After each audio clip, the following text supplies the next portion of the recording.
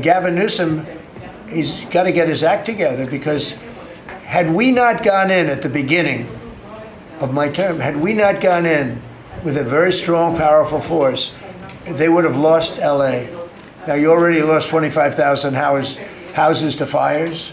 You got a big scar right in the middle of the city. And that should have never happened, because they should have had the water flowing in from the Pacific Northwest. All they had to do is open up the valves. He didn't want to do it. And he didn't want to do it, he says, for environmental reasons. I don't believe that, but, for some reason he didn't want to do it. And lost 25,000. You had no water in the fire pumps. You had no water in the sprinkler systems in the ceilings. There were no houses. Normally the things would go in.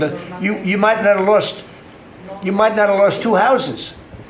So if he doesn't play ball, we're going to have to be very tough with him. He's done a bad job. Just to finish off on that, so when we went in, we did a phenomenal job. We went in with great force, and that was the end of it. We put it out. We extinguished that fire, which was agitation, and it was a very dangerous position to be in. And we went and did a great job.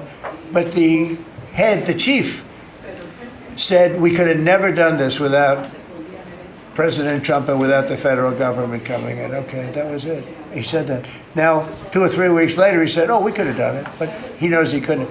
The city was going to be taken over if I didn't go in. And you have to remember that. Los Angeles was going to be taken over. And we have it where the chief said it, I believe, numerous times, but that was as it was happening. That was a rough one. That was nasty. And if we saw a situation like that, we'd be forced to make a move. Boston better clean up their act. That's all I can say. Go ahead.